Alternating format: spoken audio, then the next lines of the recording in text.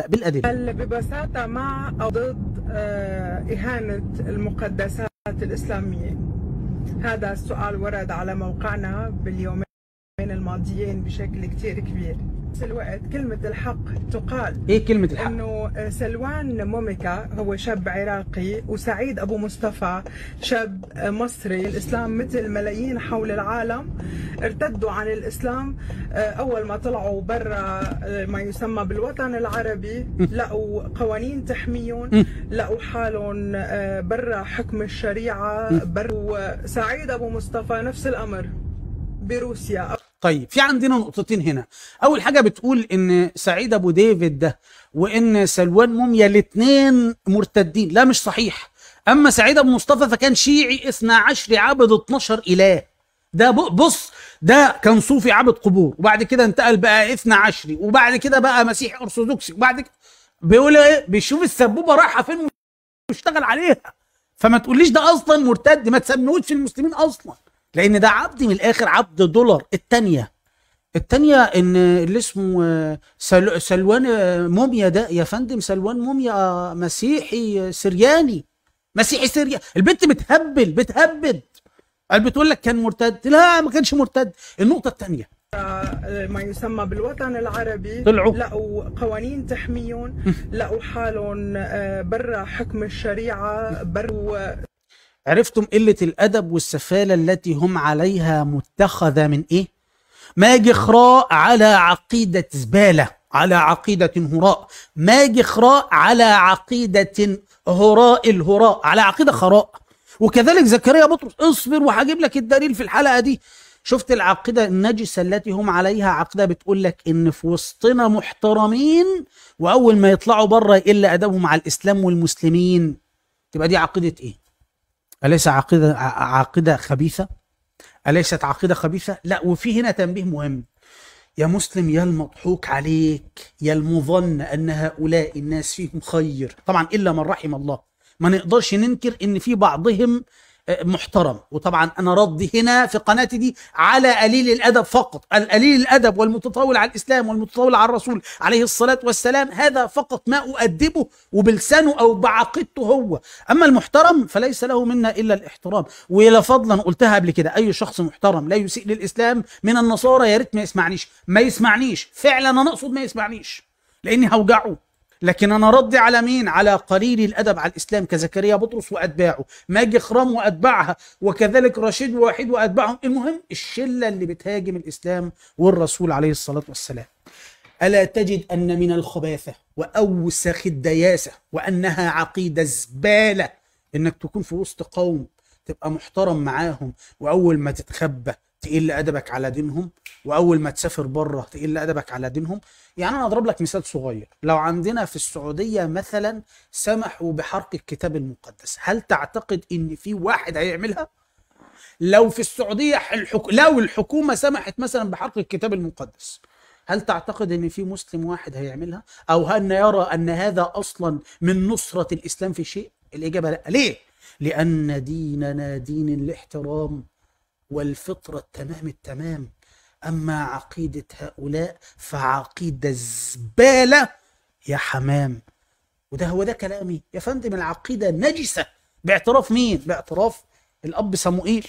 اسمع كده من رجل من أكبر علماء المسيحية اسمه الأب صموئيل، مع مين؟ مع رشيد حمامي، مستضيفينهم على قناة الحياة المسيحية.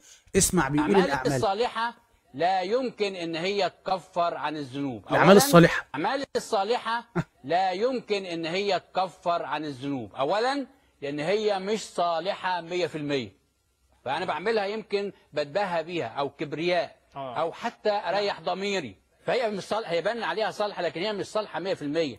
جزء منها في صلاح، لكن لو انا عملت اعمال صالحه بنسبه 85% والمطلوب مني 100%، يبقى انا ما عملتش حاجه صح. ولنفترض انا عملت اعمال صالحه 100%، هل ممكن تغفر على الذنوب؟ انا بس بفترض. الكتاب هو بيقول لك ان كل اعمال برنا كثوب عده. يعني ايه؟ يعني نجاسه. النهارده الألوز عند المرأة في الدورة الشهرية بيوريك ان الدم ده فاسد، فبيوصف الكتاب ان الأعمال الصالحة اللي بنعملها هي نجاسة. الأعمال الصالحة، الأعمال الصالحة اللي بنعملها هي نجاسة. ألوز بالأجنحة.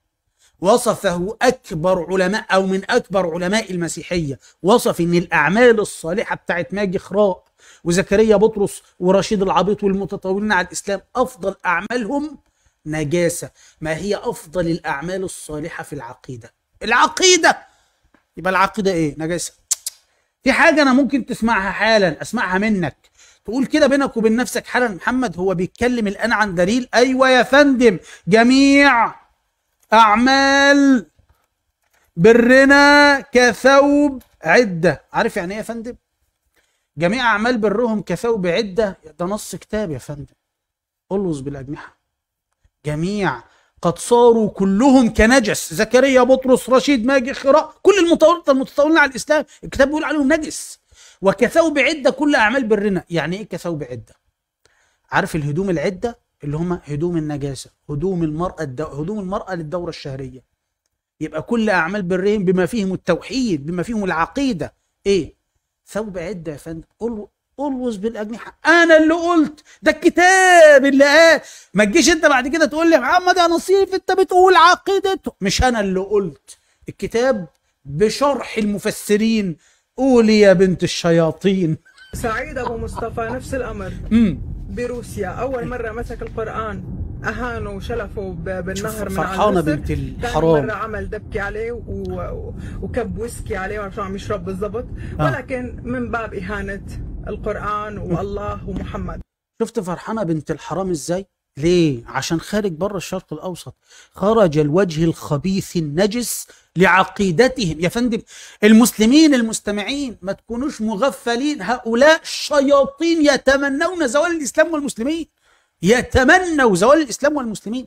ولا والله وبالله وتالله لو متم أنتم وربكم كذا مرة فلن يزول الإسلام. لو مات ربكم لن يزول الإسلام. بص، خليه يموت تاني وتالت ورابع، خليه ينزل والمسلمين يقعدوا يموتوا فيه وبرضه لن يزول الإسلام ولن يضر الإسلام شيء. ونيجي لنقطة مهمة قوي اللي هي إيه؟ تتكلم على سعيد أبو مصطفى وفرحانة بيه إنه قل الأدب وأحرق المصحف. ودي مش أول مرة هذا القذر. لا استنى، هذا صاحب العقيدة القذرة. ما هو لولا أن عقيدته قذرة، عقيدته زبالة، سعيد ابو ديفيد ده ما كانش عمل كده. وبعدين برضو سعيد ابو ديفيد ايه؟ ما هي على العقيده الوسخه بتاعت ماجي خراء. لا انا اسف، خلينا نلتزم بنص الكتاب. على العقيده الناجسه، على العقيده الايه؟ الناجسه بتاعت ماجي خراء. وخلينا نلتزم بنص الكتاب وبتفسير المفسرين. على العقيده الألوز بالاجنحه. يا مسلمة، والله يا مسلمة، احمدي ربك على نعمة الإسلام. يا مسلم احمد ربك على نعمة الإسلام. بس نرجع تاني، يا مسلمة احمدي ربك على نعمة الإسلام، لأن انت هتبقى عارفة أكتر اللي أنا بقوله.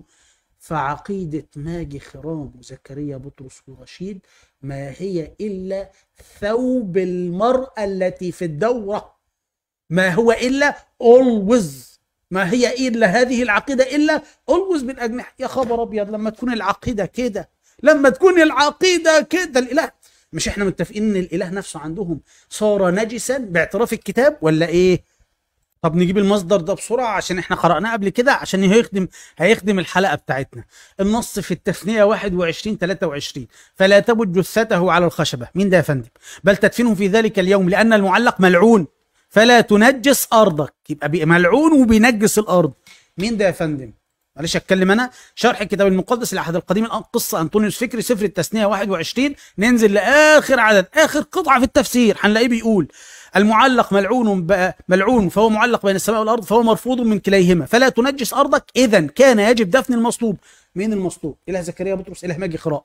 إذا كان يجب دفن المصلوب حتى لا تتنجس الأرض. مين اللي ينجس؟ من الذي ينجس؟ باعتراف الكتاب، باعتراف التفسير. من المؤكد يجب دفن المصلوب حتى لا تتنجس الأرض. من المؤكد أن موسى كتب هذا بروح النبوة عن المسيح. مين المسيح؟ إله ماجي خراء، إله زكريا بطرس. نحن لا نتكلم عن نبي الله عيسى، فنبي الله عيسى لم يصلب ولم يقتل. عن المصلوب الذي بدفنه حمل اللعنة والنجاسة. ده كلامي ولا كلام المفسر؟ عرفت دي؟ طب النقطة الثانية، سعيد ابو مصطفى نفس الامر بروسيا، اول مره مسك القران اهانه اسمع بقى دي وشلفه بالنهر من على الجسر، ثاني مره عمل دبكه عليه وكب ويسكي عليه، ما شو عم يشرب بالضبط. ولكن عارف ليه كب ويسكي عليه وفرحانه ان هذا ابن الحرام فعل هذا الكلام في القران؟ عارف ليه يا فندم؟ لانها بعدما كانت تشتمه وبتسبه في بث ليها من قبل الكلام ده بسنه. لا ما تخلي بالك، ما العبد لله معاه سيديهات. يعني كانت بتشتمه وبتسبه وبتقول عليه خمرجي وسطلان و وملحد عابد دولار وضد المسيح في بث تاني، لما كان بيضيع عليها السبوبة وكان بيحاربها في سرقتها ولا بيحاربها في تبرعاتها، كانت بتشتمه وتهينه وتقول عليه ملحد. لكن دلوقتي لما شتم الرسول او لما اساء للقرآن رفعته وعلت مكانته. انتوا عارفين ان العبد الله هيسكت؟ لا، انا هجيب لكم الفيديوهات اللي من سنه. فيديو من سنه كانت بتعمله بترد فيه على وحيد، وقامت جايبه كمان سيره ابو مصطفى وقالت عليه شمام او سكركي. ردوا طلعوا حيدر وحسين وسعيد وابو مصطفى وابو محمد وابو ما بعرف مين هالاشكال هي. كمان انا طلعت حيدر عندي، قلت لكم روحوا تابعوه، هذا عابر جديد. ماشي. ومستعده ادعم اي حدا بيقول انا للمسيح حتى لو كان كذاب، في رب بيكشفه. وليكم كلهم انكشفوا، كلهم جماعه ملحدين تبع تاتويات وتبع تدخين، بيطلع وراء ايقونات بدخن، والثاني تبع تاتويات اليوم احتاج لايكات بيجي بيلعب على وتر المسيحيه والمسيحيين، بيطالع مسلم قدامه متفقين مع بعض لحتى يعملوا مصارعه تيران، لحتى هالمسيحي المسكين المحروم المداس بالوطن العربي يزقف شوي ويكسبون لايكات. بيرجعوا بيلاقوا عندهم شعبيه وجماهيريه، بيروحوا بيقلبوا على فاشن وابراج وقرف والحاد. سمعتوا قالت ايه على سعيد ابو ديفيد على الخنزير؟ قالت ايه عليه قبل ما يحرق المصحف؟ سمعتوا الكلام ده من سنه. سمعته في الفيديو بتاع امبارح، اصل فيديو ماجي خراء كان امبارح. سمعته في فيديو امبارح عماله بتمجد فيه وتعملوا بطل قومي ازاي. يا بنت سيديهاتك عندي يا بنت، انتوا عبيد شيطان كلكم على بعضكم، انتوا عبيد ملعون كلكم على بعضكم. انت هتتكسف ان انت تقولي عبيد نجس؟ كلكم على بعضكم، كلكم على بعضكم. لا تعبدون الله ولا تعبدون اي اله، انتوا لا تعبدون الا الدولار، الا المصلحه والسبوبه. ما تضحكيش على المتابعين. شفتوا يا اخوه الان بتقول عليه ايه؟ ملحد ملحد ملحد دلوقتي، وبعد جايه امبارح بتدافع عنه عايزه تعمله بطل قومي. بس على مين يا بنت؟ ده انا ابو نصيف. طيب انا هجيب بعد كده حته او جزئيه، عشان انا نسيت اقول لكم ان انا لسه ما قصفتش، انا بجهز للقصفه. عايزين القصفه فين؟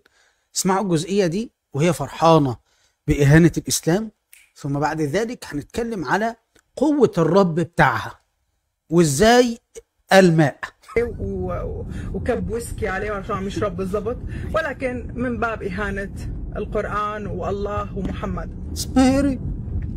هلا قامت الايام كالعاده، نحن كمسيحيين تعلمنا وتعودنا من الصغر انه ايماننا المسيحي وكلام الرب الاله بالكتاب المقدس مقدس محفوظ محفوظ. هتعملي محفوظ ايه يا بنت؟ انتوا ما فيش عندكم حد حافظ الجيل ده.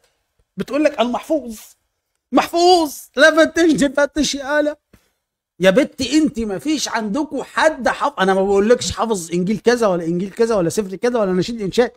انت ما فيش حد عندكم حافظ الجيل ده. الجيل ده مش محفوظه، مش محفوظه. المهم اللي بعده، اللي ركز دي في اللي بعده. اثق انه عنا اله. لا مسيحيين تعلمنا وتعودنا من الصغر انه ايماننا المسيحي وكلام الرب الاله بالكتاب المقدس مقدس محفوظ، ونثق انه عنا اله ينتقم.